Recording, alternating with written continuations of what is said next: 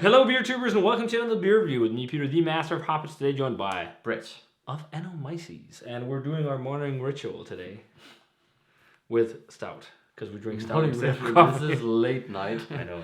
I just wanted to flash the shirt because I haven't done it properly yet. But I love this shirt, man. I love coffee and I love metal. This is amazing. But speaking of something that is coffee-like, we're drinking Imperial Stout today. We're drinking more Medianoche from WeldWerks.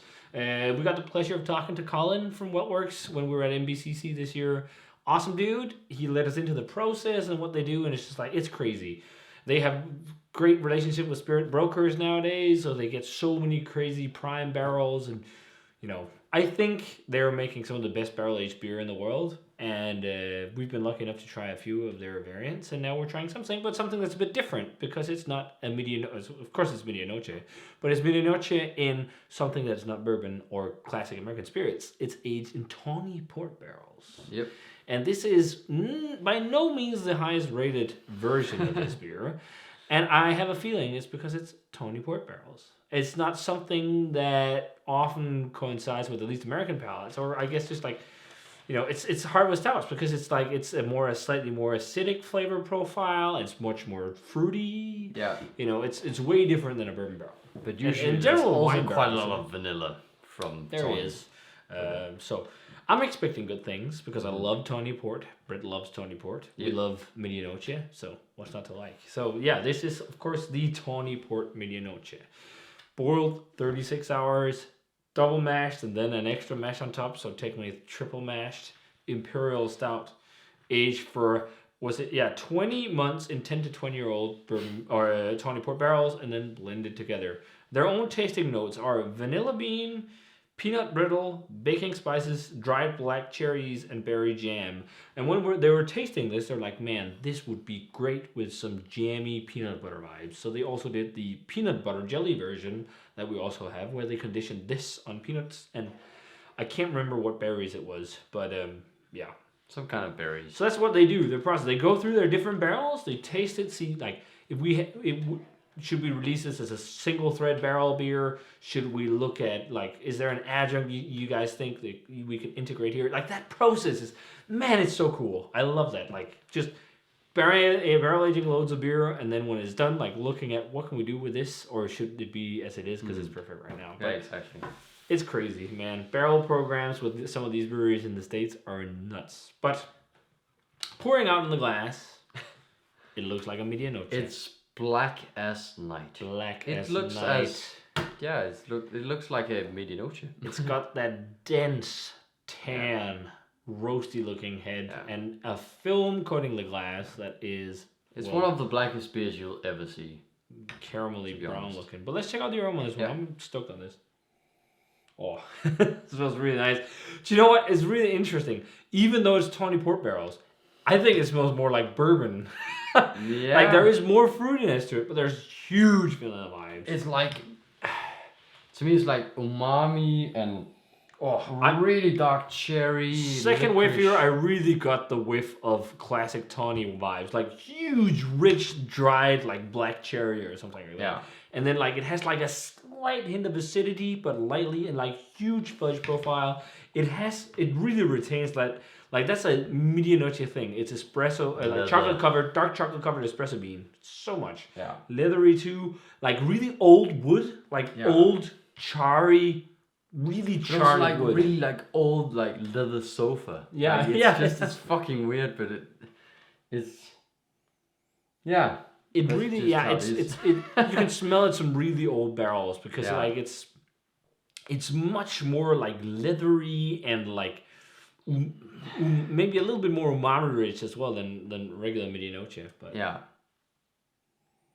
it smells really good. My experience is that with the Medianoche, it's so deep and dense. Yeah, so usually the aroma is a bit less intense than when you get, but then when you actually taste it. Yeah, well, let's try. Cheers.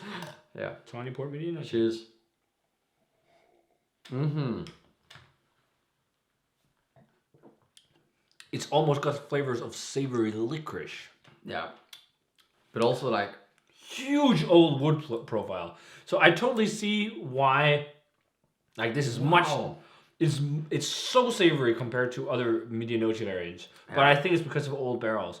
Like I think Medianoche. So I will 100% already agree. It's not as good as bourbon Medianoche because I feel like these really old barrels really helps amplify that like heavy umami, heavy, rich, dense, licoricey flavor and whatnot, and a chocolate covered espresso bean you get from this crazy base beer that's boiled for so long and triple mashed and whatever.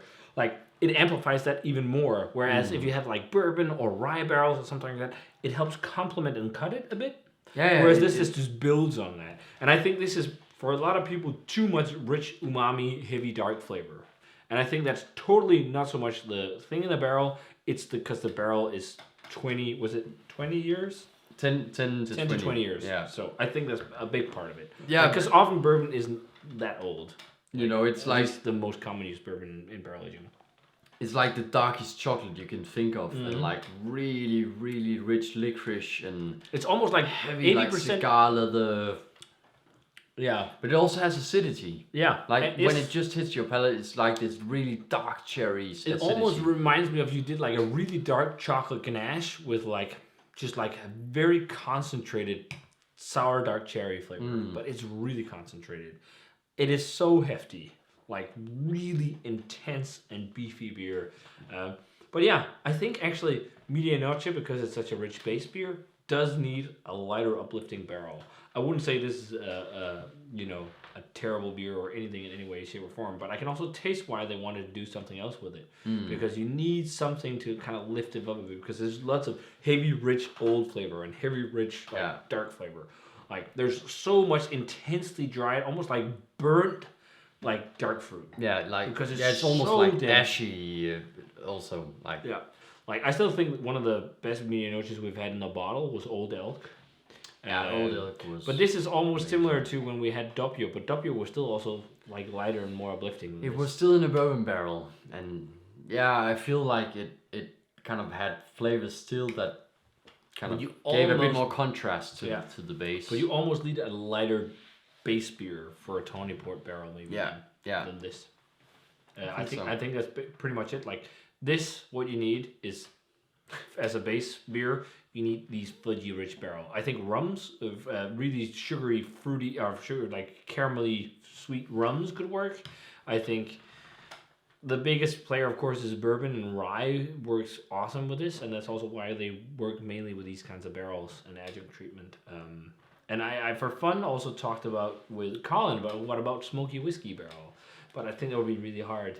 Yeah, I see why they would. Then it would be like a small thread of smoky whiskey barrel in a bourbon barrel aged beer already to give an edge of smoke. Yeah. He's talking about recreating old fashioned like flavors with the smoky touch would be fun, but I could see this base going sideways with this peated and whiskey barrel. It shows in the Tawny port. I think it's still really damn tasty, but I don't think it's a world class Medianoche compared to some of the other Medianoches we've had. Because all the others have been world class. Yeah, all the others. It's just because in a case of the I think the choice of the Tawny port barrels is a bit too rich. I think if they combined it with like cognac, or if they want to do old world like cognac, for example, or if they just use brandy or bourbon half, it would be even better.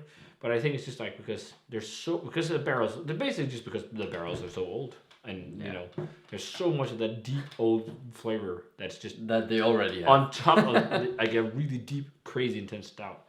That being said, like I still think it's really nice. 92, 93, probably 93. Like it's a crazy dense base beer. It's got some nice flavor. I like it. It's super duper old school. You know, it's really old school. So rich. It's almost like you did like old school. It's almost like you did the most ultra charged Hop and Frogs stout. Actually, almost. Yeah. There's not a lot of sweetness here. Yeah. No, next to none. But that's also how the Medianoche base is. It's not a super sweet base, so that's why it needs some barrels or something, some adjuncts that give a bit of sweetness to kind of balance it or give something else. I probably agree, like 92, 93. Yeah, I actually thought it'd be more in tune with something I'd like, but that's because when you sip on a Tawny Port, this is not the profile you get. No, it's super, like, Tawny Port is almost like maple. Yeah, syrup and uplifting. Yeah. But the thing is, like, Tawny Port barrels are often really old. So that makes sense. Like, you have these really old barrels, and it's not a sweet fortified wine. It's a crazy rich Imperial stout. Like, flavor composition-wise, it will be very different.